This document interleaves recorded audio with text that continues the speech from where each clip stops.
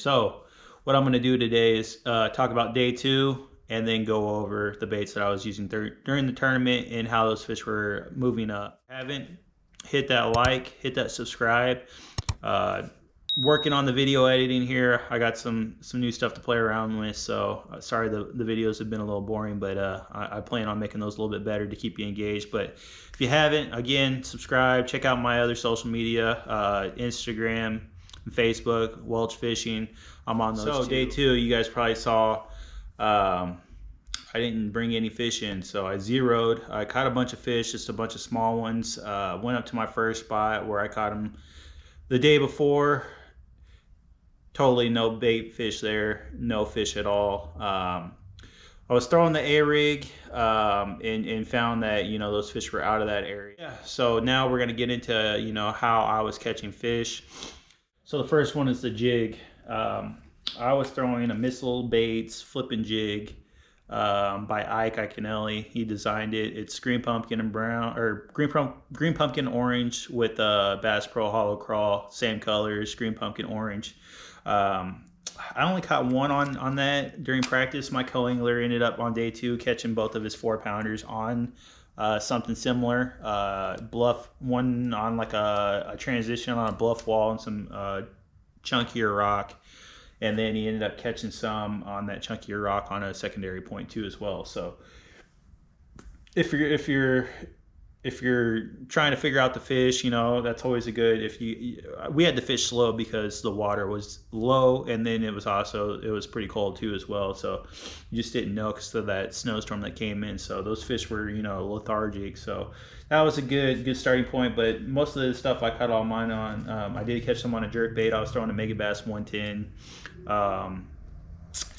As you can see here, this one's a translucent one. I ended up changing out the hooks to make it suspend a little bit more. This is just a regular Mega Bass 110. I put the size 5 treble hooks on there, and then I took a piece of lead wire and put it on the front too. Those treble hooks, those size 5s, will actually make that bait suspend, and it'll sink down. You don't really have to put the lead wire on there, but I did just to get it down to those fish a little bit quicker. I did catch those on, again, the rockier areas, you know, kind of that chunk rock. I wouldn't say it's, you know, big, but, you know, about the size of like a bowling ball or, you know, your fist or something like that. The water was really low, so you can kind of tell where you need to throw that, and then also around the pea gravel too as well. So I was throwing that color, that translucent, and then also the Pro Blue, which most people throw around that area.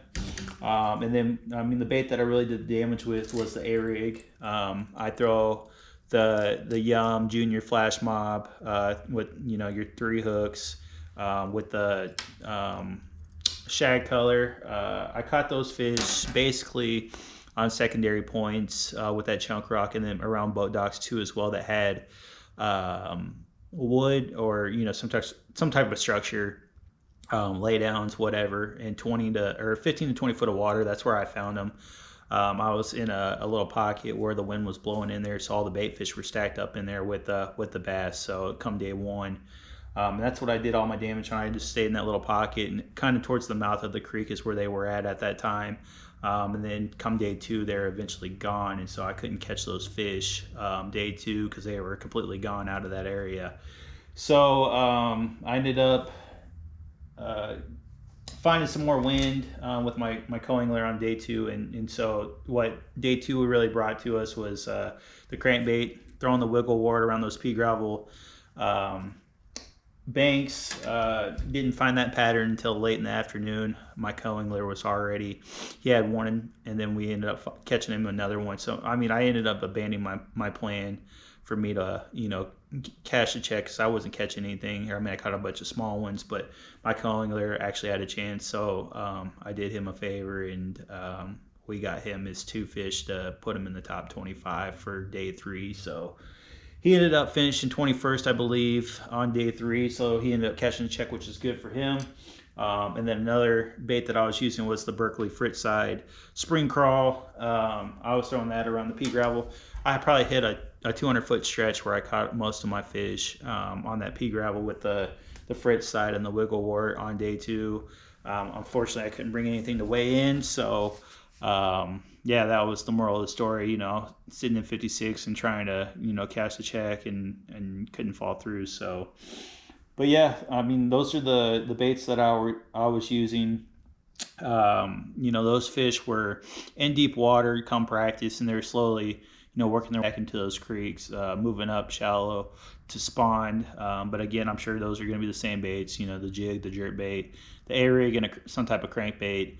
You know, most of the damage done by the guys that were up there with big weights were the A-rig. So you just kind of got to play around with it. For me, I like throwing the smaller size shad, but those gizzard shad were pretty big. I think the biggest one I saw was probably about 10, 11 inches.